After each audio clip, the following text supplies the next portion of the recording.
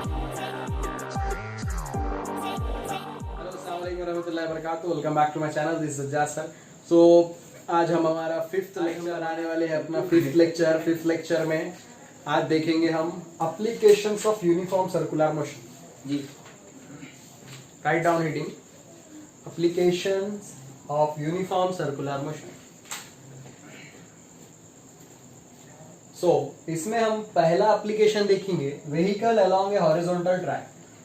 सो नाम अपने को जो दिख रहा, vehicle along a horizontal track, horizontal circular track, यानी एक सर्कुलर ट्रैक, दायरवी उफकी दायरवी सड़क पर जो गाड़ी जो गुजर रही है उससे मुताल्लिक हमको देखना है पहला इतलाक। एप्लीकेशन को उर्दू में बोलेंगे अपन इतलाक, application of uniform circular motion, यकसा दायरवी हरकत के इतलाकात पढ़ना है। पहला एप्लीकेशन देखेंगे। सो जैसे कि प्रीवियस सिलेबस में बैंकिंग ऑफ रोड था, उसी को यहाँ पर थोड़ा सा अलग अंदाज से करके बताया हुआ है। कंसीडर पहले आपको करना है एक पूरी फिगर। इस फिगर को पहले क्या करना, वर्डिंग में एक पैराग्राफ बना के डिफाइन करना। आपको इस फिगर को देख के पूरा वर्डिंग में पैराग्राफ बनाने आना। तो वो कैसा, तो मैं बना रहा हूं, उसको ध्यान से देखो और लिखो। Let us consider a vehicle, let us consider a vehicle of mass small m. Let us consider a vehicle of mass small m moving on horizontal curved road, moving on horizontal curved road of radius small r as shown in figure। तो यहाँ पर ये हमारी जो गाड़ी है इसको बताया हुआ है, वर्टिकल सेक्शन बताया हुआ है कार का। एक कार है, मतलब अपन पीछे से देख रहे हैं, ये कार जो है ऐसा उधर जा रही है, ये सर्कुलर ट्रैक है। ये जो सर्कल बनेगा ट्रैक का, उसका रेडियस सपोज कर लिया हमने r है, और इस सर्कुलर ट्रैक का सेंटर हमने c बता दी। तो शॉर्टकट में थोड़ा पैराग्राफ अपन बता दिए, उर्दू वाले भी ऐसी बता सकते। फर्ज कीजिए कि एम कमियत की गाड़ी एक कुर्रवी सड़क से गुजर रही है जिसका निस्बतर R है, ऐसा बता सकते हैं। मरकज C है, सेंटर C है। अब यहाँ पे इस गाड़ी पर जो फोर्सेस एक्ट होंगी उसके बारे में हम थोड़ा पहले देखेंगे। Force acting on this vehicle, पहली जो फोर्स होंगी वो होंगी उसका वेट। कोई भी चीज, कोई भी बॉडी, कोई भी जिस्म पर सबसे पहले जो अमल करने वाली कुव्वत है वो रहता है उसका वजन, mg रहता। कोई भी चीज का वजन mg, mass and acceleration due to gravity, mg उसका वेट देखेंगे अपन। तो यहाँ पर इस गाड़ी का भी सबसे पहले जो फोर्स एक्ट होगी वो रहेगी वेट mg, जो कि वर्टिकली डाउनवर्ड उमूदी सिम में नीचे की जानिब अमल करेगी। ठीक है, ये वर्टिकली डाउनवर्ड नीचे की जानिब अमल करेगी। उसका वेट हमेशा, कोई भी बॉडी का जो वेट है वो अर्थ के सेंटर की तरफ हमेशा एक्ट होता है, ये अपने को मालूम है, toward the centre of earth, कभी भी याद रखो। ठीक है, तो पहली जो कुव्वत है वो है गाड़ी का वजन mg जो नीचे की जानिब अमल करेगा, वेट mg वर्टिकली डाउनवर्ड, ये अपने को मालूम। दूसरा जो फोर्स है अपने को मालूम, according to Newton law every action has reaction, हर अमल का रद्द अमल होता है ना। तो एक्शन का रिएक्शन, तो वैसे यहाँ पर भी नॉर्मल रिएक्शन रहेगा m, क्या रहेगा, normal reaction n। So second जो है नॉर्मल रिएक्शन n। अब नॉर्मल रिएक्शन n जो है उसकी डायरेक्शन किधर है, वर्टिकली अपवर्ड्स, यानी ऊपर की जानिब। और ये n क्या कर रहा, बैलेंस कर रहा mg, that balance the weight mg, यानी कि ऊपर की जानिब उमूदी सिम में अमल करने वाला जो है वो उमूदी रद्द अमल n है, और ये दोनों एक दूसरे को तवाजुन में रखते हैं। तो हम क्या लिख सकते हैं, n is equal to mg। ठीक है, क्योंकि दोनों एक दूसरे को तवाजुन में रख रहे हैं, यानी n and mg balance each other, so we can write both are equal, ये दोनों एक दूसरे के इक्वल है। इसको क्या बोल दिया अपन, इक्वेशन नंबर 1। यहाँ तक समझ में कैसे लिए, पहले क्या बोले अपन ने, अपने को एप्लीकेशन देखना है। पहले vehicle along horizontal circular track, यानी अभी अनबैंक की बात चल रही है, सर्कुलर ट्रैक गोल उफकी सड़क से जब गाड़ी गुजरेगी उसके बारे में। इसको थोड़ा थ्योरेटिकली बता देना पैराग्राफ, ठीक है। फिर इस पर गाड़ी पर एक्ट होने वाली फोर्सेस बताए। तो पहली फोर्स, तो कोई भी चीज की पहली फोर्स जो रहेगी वो mg बताएंगे अपन, ये वेट mg। दूसरी फोर्स बता दी नॉर्मल रिएक्शन n, दोनों एक दूसरे को बैलेंस कर रहे हैं तो दोनों को बता दिए equal, n is equal to mg। यहाँ तक आया क्या समझ में, कुछ डाउट है यहाँ तक? No sir. ठीक है, कुछ डाउट है? No sir. तो कमेंट में बता सकते। थर्ड जो फोर्स है अपनी वो है force of static friction FS between road and tyres. तो रोड और टायर, अब अपने को मालूम है कोई भी व्हीकल जब रोड पे से पास होती तो उसको जो सर्कल में उन्हें मूव हो रही, एक चीज अपने को मालूम कि वो सर्कल में मूव हो रही, सर्कल में मूव हुई तो हमको मालूम है कि सर्कुलर मोशन परफॉर्मर हो, यानी वहां पर दायरवी हरकत अंजाम हो रही। और हमने बोले थे कि दायरवी हरकत की जिम्मेदारी होती है मरकज जो कुव्वत, कौन सी कुव्वत होती? हाँ, यानी centripetal force is required for circular motion, यानी नेसेसरी है बोले थे हमने सर्कुलर मोशन के लिए क्या? Centripetal force. थर्ड फोर्स है अपनी force of static friction FS between road and tyre. तो अपने को मालूम है कि गाड़ी जो है सर्कुलर ट्रैक से पास हो रही है ना, सर्कुलर ट्रैक से पास हो रही यानी कि वो सर्कुलर मोशन परफॉर्म कर रही है, टायर भी हरकत अंजाम दे रही जब कुर्रवी सड़क से गुजर। और हमने क्या बोले कि सर्कुलर मोशन के लिए क्या नेसेसरी रहता? सेंट्रीपिटल फोर्स रहता है ना। हम जानते हैं कि जरूरी है बोले थे हमने, नेसेसरी है यानी जरूरत है, क्या है? सेंट्रीपिटल फोर्स, मरकज जो कुव्वत उसका क्या बोलते हैं? जिम्मेदारी है बोले थे, ठीक है। तो ये कंडीशन आपको ने प्रॉपर्टी देखे थे। तो सेंट्रीपिटल फोर्स यहाँ पर कहां से मिलेंगी? सो सेंट्रीपिटल फोर्स जो रिक्वायर्ड सेंट्रीपिटल फोर्स है सर्कुलर मोशन के लिए वो मिलती है हमको ये फोर्स ऑफ स्टैटिक फ्रिक्शन से। कौन से? रोड एंड टायर के बीच में, यानी रोड और टायर के बीच में जो फ्रिक्शन है, जो रगड़ है, उससे अपने को क्या मिलेंगी? सेंट्रीपिटल।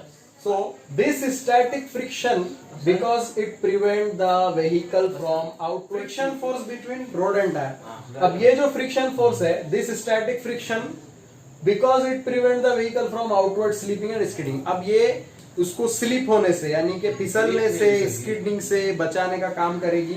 और ये रगड़ की वजह से वहां पर जो है अपनी गाड़ी बगैर स्लिप होए के सर्कुलर मोशन करते हुए वहां से गुजर जाएगी। यानी कि अगर फ्रिक्शन फोर्स नहीं मिला तो सेंट्रीपिटल फोर्स नहीं मिलेगी, और सेंट्रीपिटल फोर्स नहीं मिलेगी तो गाड़ी सर्कुलर मोशन नहीं करेगी, स्लिप हो जाएगी, ठीक है। तो ये वाला, हाँ, तो जो व्हीकल में एक्सीडेंट हो जाएंगे, एक्सीडेंट में वो कंडीशन अपन आके देखेंगे अनबैंक्ड रोड के, बैंक रोड के अंदर, ठीक है।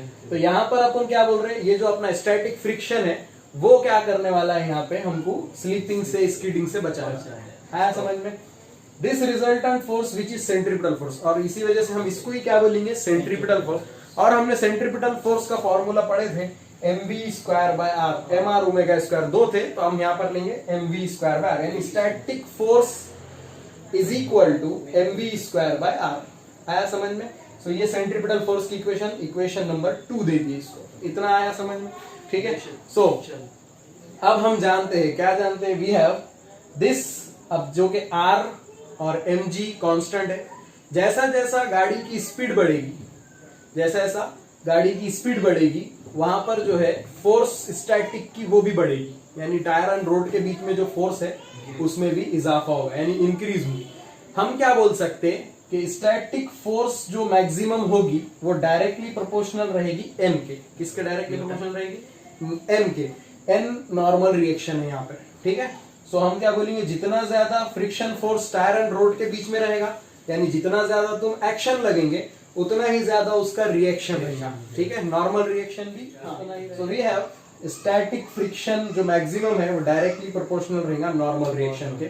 ये कंडीशन याद रखो, क्यों? क्योंकि r mg कांस्टेंट है हमारे पास, कोई भी बॉडी का वेट जो है कांस्टेंट रहता है, रेडियस भी रोड का कांस्टेंट ही रहने वाला है, यानी कि जो स्टैटिक फ्रिक्शन है अपनी, स्टैटिक फ्रिक्शन और नॉर्मल रिएक्शन ये दोनों एक दूसरे के डायरेक्टली प्रोपोर्शनल रहेंगे। अब यहाँ पर प्रोपोर्शनलिटी हटाने के बाद हम क्या करते हैं? इज इक्वल टू कांस्टेंट लगाते हैं। तो यहाँ पर कांस्टेंट लगाए हमने म्यू एस, क्या लगाए?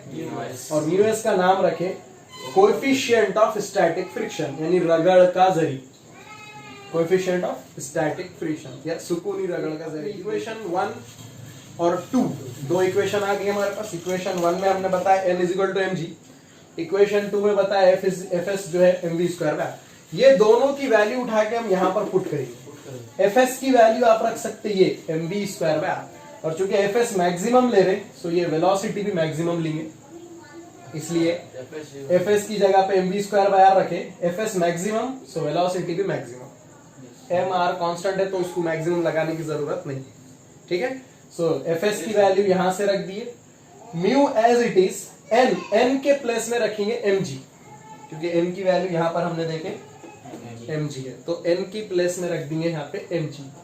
सो ये हो गया fs की जगह पे mv square by r is equal to as it is mu s as it is n के प्लेस में mg। अब क्या होगा, यहाँ पर स्मॉल m, यहाँ का स्मॉल m गेट कैंसर, ये वाला r उधर अगर भेजे हम तो ये हो जाता v max square is equal to mu s, ये r इधर ले गए r g as it is, square cut कर दिए सो इधर लग जाएगा under root. So v max का फॉर्मूला आ गया under root mu r g या mu s r g, mu s is the coefficient of static friction. अब ये देखिए यहाँ पर जो व्हीकल है उसकी जो वेलोसिटी है मैक्सिमम स्पीड बोलेंगे, वी मैक्स क्या है उसकी मैक्सिमम स्पीड, ये इंडिपेंडेंट है उसकी मास पे, क्योंकि फॉर्मूले में स्मॉल एम है क्या, नहीं है। So since small m is not present in the formula, so we can say that v max is independent on mass, यानी कि जहाँ जो व्हीकल है हॉरिजॉन्टल ट्रैक से गुजरने वाली हॉरिजॉन्टल, उसकी जो मैक्सिमम स्पीड है वो मास पर इंडिपेंडेंट होती है। एमसीक्यू आ सकता आपको, तो एक चीज याद रखना, जो फॉर्मूले में है उस पर डिपेंड रहता, जो फॉर्मूले में नहीं है उस पर डिपेंड नहीं रहता। तो अब यहाँ पर स्मॉल एम है क्या फॉर्मूले में, नहीं है, तो वी मैक्स उस पर डिपेंड नहीं रहेगा, ठीक है।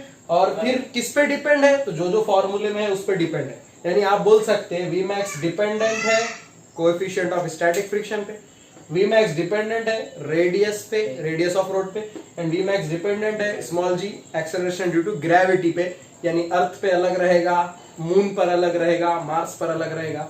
सो स्मॉल जी की वैल्यू के साथ भी वी चेंज होगा, आर के साथ भी चेंज होगा। वी मैक्स जो है म्यू पे, आर पे, जी पे डिपेंडेंट रहेगा, ये देखिए अपन। और ये एफ एस स्पेशली याद रखो, ये सर्कल टाइप बन रहा अपना और सेंटर की तरफ है ये, toward the centre along the radius, तो इसलिए इसको अपन सेंट्रीपिटल फोर्स ले रहे हैं। जो फ्रिक्शन फोर्स है इसको सेंट्रीपिटल फोर्स इसीलिए ले रहे हैं अपन क्योंकि ये सेंट्रीपिटल फोर्स के जैसा एक्ट हो रहा है आपके, ठीक है, ये बात याद रखो। और ये ऐसा सर्कल रोड है पूरी, ठीक है, और ये एफ एस एन के डायरेक्टली प्रोपोर्शनल रहेगा, यानी फ्रिक्शन मिलेगा तो ही गाड़ी अपनी आगे पास होगी, ठीक है। एम जी तो कांस्टेंट है, रेडियस भी कांस्टेंट है, यानी ये दोनों एक दूसरे के डायरेक्टली प्रोपोर्शनल बता रहे हैं अपन यहाँ, ठीक है। तो इसी बेस पे हम यहाँ पे इसको बता दिए डायरेक्टली प्रोपोर्शनल, ऐसा भी आप समझ सकते। ये क्यों, तो फ्रिक्शन नहीं, अगर सपोज करो कहीं बारिश गिरी हुई है यहाँ पे रोड पे, तो जब गाड़ी अपनी पास होगी तो स्लिप होने की वजह से इधर स्लिप हो जाता, आपको पता है, ठीक है। तो इस वजह से हम क्या करेंगे यहाँ पे friction force directly proportional n बताएंगे, और ये प्रोपोर्शनलिटी हटा के इसका कोएफिशिएंट लगा दिया, ठीक है। तो आगे इंशाल्लाह देखेंगे नेक्स्ट लेक्चर में, और डेली लेक्चर के टॉपिक में हम देखेंगे मौत का कुआं, मौत का कुआं उसका नाम है टॉपिक का, उसमें क्या होगा, उसके बाद बैंकिंग सिस्टम यानी बैंक्ड किस तरह से करते हैं रोड को, सड़कों की पुष्टबंदी किस तरह की जाती है वो देखेंगे। वीडियो को लाइक कीजिए, शेयर कीजिए, और अगर चैनल को सब्सक्राइब नहीं किया तो सब्सक्राइब कीजिए। इंशाल्लाह फिर मिलेंगे अगली वीडियो में। अल्लाह हाफ़िज़।